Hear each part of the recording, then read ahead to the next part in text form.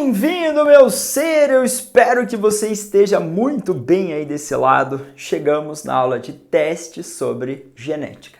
Mas antes, se você não é inscrito ou inscrita no nosso canal, inscreva-se, deixe seu like, ative as notificações para chegarmos até você. E nas aulas de testes, geralmente eu apresento 5 testes e convido você a participar do nosso clube de membros. Temos um clube de membros, você faz uma contribuição mínima mensal, se você puder, obviamente, te manda um PDF com 15 questões, esses 5 que a gente vai realizar aqui, mais 10 para você praticar, depois você pode tirar dúvida, temos o grupo de WhatsApp, orientam você, vai fazer tal prova, o que pode cair mais, menos, como estudar isso. Então, eu convido, se você quiser, seja membro do nosso canal. Primeiro teste na tela para vocês. Enem, a deficiência da lipase ácida lisossômica é uma doença hereditária associada a um gene do cromossomo 10. Os pais dos pacientes podem não saber que são portadores dos genes da doença até o nascimento do primeiro filho afetado. Quando ambos os progenitores são portadores, existe uma chance em 4 de que seu bebê possa nascer com a doença. Essa é uma doença hereditária de caráter recessivo, dominante, codominante, poligênico ou polialélico. Então veio para cá. Ele fala para nós, mais ou menos, eu usei o heredograma, que os indivíduos que não manifestam a doença, não sabem que carregam o alelo, até geralmente terem o primeiro descendente afetado. Então, os indivíduos são normais. Quando os progenitores são portadores, existe uma chance em 4 de que seu bebê possa nascer com a doença. Mas ele fala, os pais dos pacientes podem saber que são portadores dos genes da doença até o nascimento do primeiro filho. Então, vamos lá. Ele fala na letra A, recessiva. Na pior das hipóteses, você vai testando as alternativas na genética. Se essa herança é recessiva, eu vou lembrar você que ela se manifesta apenas em homozigose. Então, os indivíduos azinho são afetados. Então, um azinho tem que vir da mamãe, outro azinho tem que vir do papai. Consequentemente, esses indivíduos não são afetados, tem que ter o alelo azão. Então, o casal é normal, para essa característica, tem um descendente afetado. Um azinho vem da mamãe, o outro vem do papai. Pode ser uma herança recessiva? Perfeito. Resposta A, de A mais legal. Essa é uma característica recessiva. Ele fala que está no cromossomo 10. Então, lá no par 10 é um cromossomo autossômico, comum aos 2 sexos biológicos, e não vai produzir características aí diretamente ligadas ao sexo biológico. Então, nós vamos pensar na resposta A. Por que não é dominante, sócio? Para ela ser dominante, aqui a gente ia ter que ter a manifestação do azão alguma coisa, azão alguma coisa. Se os pais fossem azão alguma coisa, eles iam ter a doença. E ele fala que não manifesta antes, então não vai rolar ser uma característica dominante, ok? Geralmente na dominante o exercício vai ser um pouco diferente. Os pais são afetados e tem um descendente não afetado. Então os pais poderiam ser afetados, azão, azinho, e aí o azinho não afetado, aquela inversão lá. A letra C, codominante, manifesta os 2 alelos no hétero. Não é essa a condição que ele fala e a gente não tem como colocar. Poligênico, a deficiência da lipase associada a um gene do cromossomo 10. Então, um gene, cromossomo 10, teoricamente poligenes, você vai precisar de mais. Polialélico, também nós teríamos versões diferentes. Aqui nós temos um gene com 2 alelos, o azão e o azinho. Para ser polialelo, ia ter que falar que existia mais versões, mas ele não fala nada para nós. Então, a gente vai ficar com uma característica recessiva. O casal não manifestou a doença, mas o descendente manifestou. Tudo bem? Pensa nela, muito legal. Enem. 2. Universidade Federal do Paraná, meu estado, estado do Paraná. Ervilhas lisas e rugosas foram estudadas por Gregor Mendel e a característica ervilha rugosa é dita recessiva, uma vez que esse fenótipo não ocorre no heterozigoto, que sempre exibe ervilhas lisas. A mutação presente no alelo recessivo que determina a ervilha rugosa é uma inserção de 800 pares de base na região codificadora de aminoácidos do gene que codifica a enzima ramificadora de amido, gene SBE1. A inserção é transcrita juntamente com a região codificadora do gene e passa a fazer parte do RNA mensageiro. A respeito desse assunto, considere as seguintes afirmativas. A proteína traduzida a partir do alelo recessivo é uma enzima ramificadora do amido não funcional. 2. O alelo dominante é transcrito e traduzido, enquanto que o alelo recessivo, a tradução está bloqueada. 3. O fenótipo recessivo só pode se manifestar em homozigose, pois há o bloqueio da tradução pela presença do alelo dominante. 4. Nos heterozigotos, mesmo com a metade da quantidade da enzima funcional, a ramificação do amido ocorre normalmente e não há alteração perceptível na forma dos grãos da ervilha. Assinale a correta. Somente a afirmativa 3, somente 1 e 2, 1 e 4, 2, 3, 4, 1, 2, 3, 4 são verdadeiras. Vem para cá que ele misturou aquela ideia do dogma central da biologia.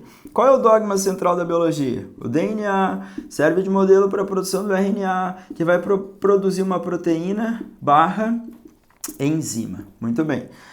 Isso aqui eu chamo de transcrição, a passagem da informação do DNA para o RNA. E RNA para a proteína, tradução. Muito bem. Mas ele conta uma historinha no enunciado que foi inserida uma sequência de 800 pares de base. E ele conta no finalzinho que a transcrição juntamente com a região codificadora. Então, aparentemente ocorre a transcrição, vai formar o RNA mensageiro, vai ocorrer a tradução. Só que o alelo azão vai determinar uma enzima ramificadora e o alelo azinho, a enzima não ramificadora. Então, vamos lá. 1. A proteína traduzida a partir do alelo recessivo é uma enzima ramificadora não funcional. Perfeito. O azinho, que tem a inserção dos 800 pares de base na região do codificadora, não vai produzir a enzima funcional. Excelente. E aí, azinho, se a enzima não é funcional, vai ficar com um aspecto rugoso da ervilha.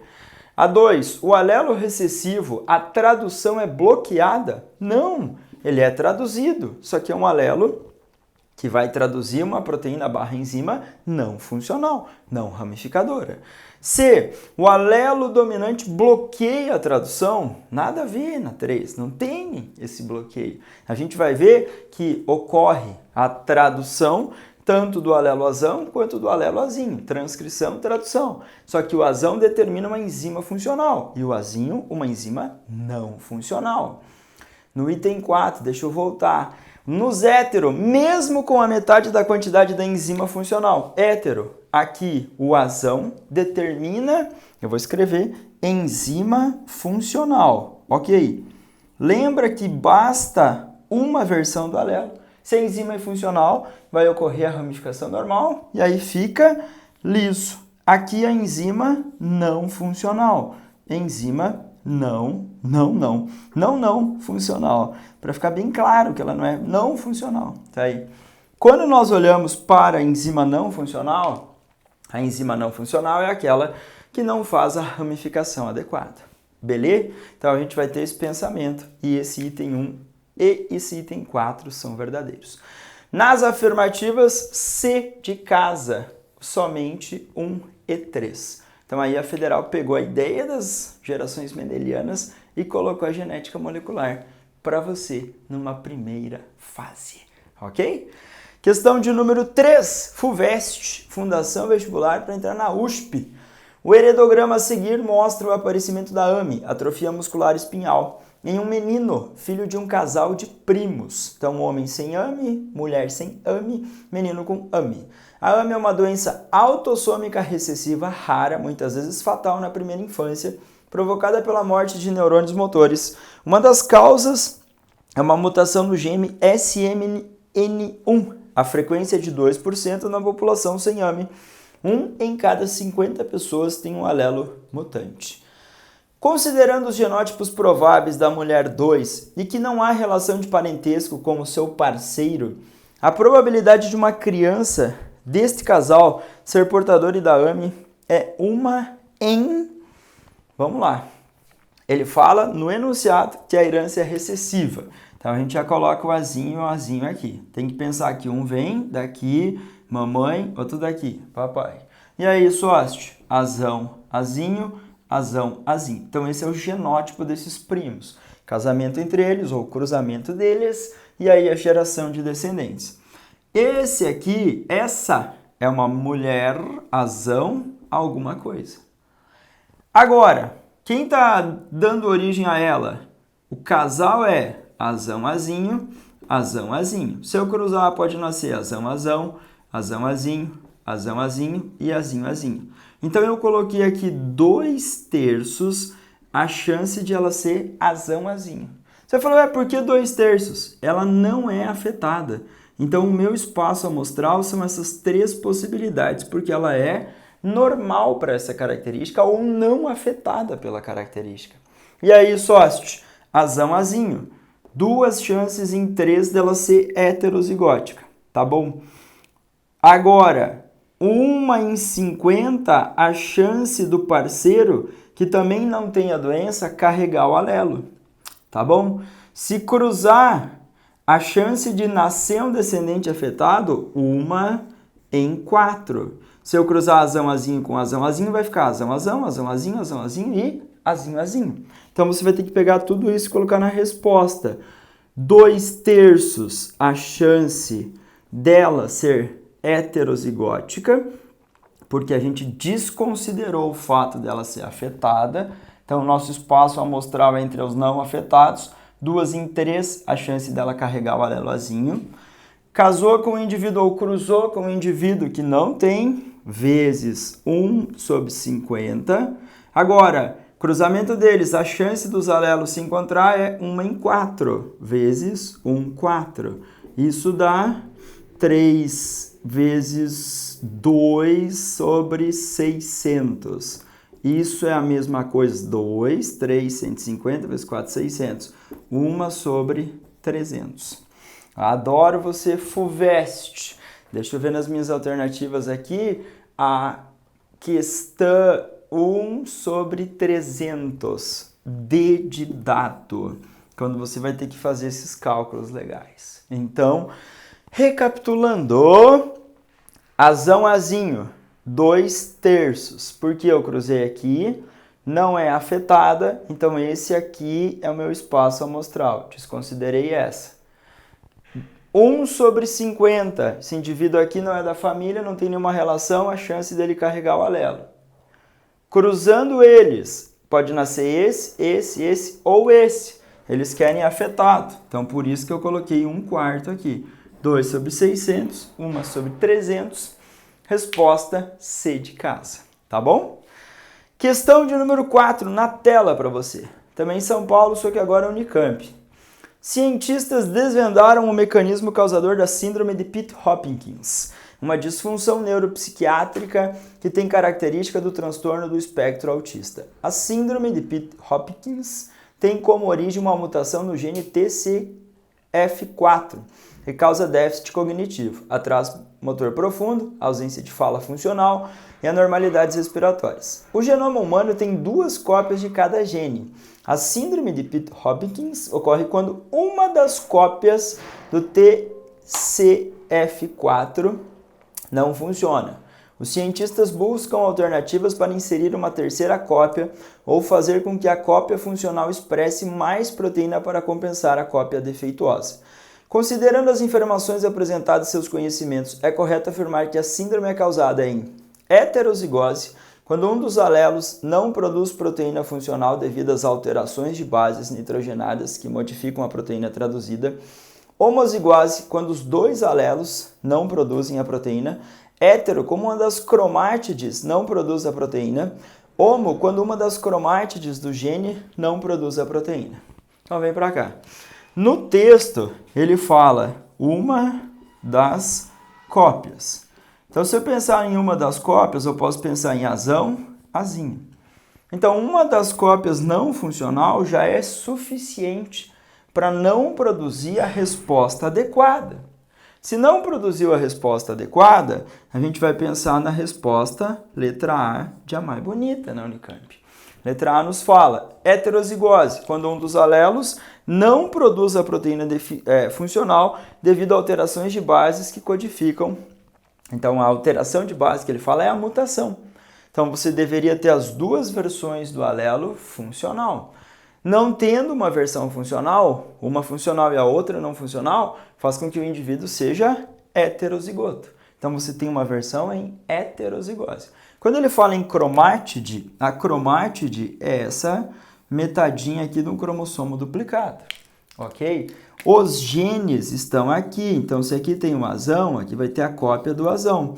Mas aí lá no outro cromossomo, se você tiver o outro cromossomo ali, aqui vai ter a cópia, e aqui vai estar o azinho, e aqui vai estar o azinho. Então, uma versão não funcional. Mas é porque o gene não expressa, não é que a cromátide não é funcional, ok? Então, a resposta A de A mais bonita. Questão 5 na tela para você. O heredograma ilustra a transmissão de uma característica genética indicada pelos símbolos, preenchidos, condicionada por apenas um par de alelos autossômicos. Então tem o heredograma. Com base no heredograma, conclui-se: os indivíduos 2, 1 e 2, 4 são homozigotos dominantes. A característica em questão se manifesta em indivíduos hétero. Os indivíduos 1 e 2 são homodominantes. A característica em questão só se manifesta nos indivíduos homozigotos recessivos. Os indivíduos 2, 2, 2, 3, 2, 5, 3, 1 são heterozigóticos. Então vamos lá. Você vai olhar para essa herança aqui. Indivíduos não afetados geraram 1, 2, 3 descendentes afetados. Então aquele esqueminha que eu falei para você. Eu vou pensar que o casal tem um fenótipo e os descendentes têm um fenótipo diferente. Azinho, azinho, azinho, azinho e azinho, azinho. Um azinho da mamãe, um azinho do papai. E aí? Azão, azinho, azão, azinho. Então o indivíduo 1 é heterozigoto, o 2 é heterozigoto. Esse aqui é azão alguma coisa. Esse aqui é azinho, azinho, azinho, azinho. Esse aqui é azão alguma coisa. E esse é azinho, azinho. Então, eu não tenho como determinar o genótipo desses. Dos outros, eu tenho como determinar. Então, letra A. Os indivíduos 2, 1 e 2, 4 são homozigotos dominantes. 2, 1, aqui azão alguma coisa. 2, 4, azão alguma coisa. Ele pode ser azão, azão ou azão, azinho. Então, é falso. Na letra B, a característica só se manifesta em indivíduo hétero. Falso. Os homo recessivo. C. Os indivíduos 1, 1 e 2 são homozigotos dominantes. 1 e 2 são heterozigotos. Então é falso. D. A característica em questão só se manifesta em indivíduos homozigoto recessivo. Opa! D de dado. Perfeito. E de escola. Os indivíduos 2, 2, 2, 3, 2, 5 e 3, 1 são heterozigotos. 2, 2, 2, 3, 2, 5, 3, 1 são homozigotos. No caso, tem alelos iguais. E eles são homozigotos recessivos afetados pela doença.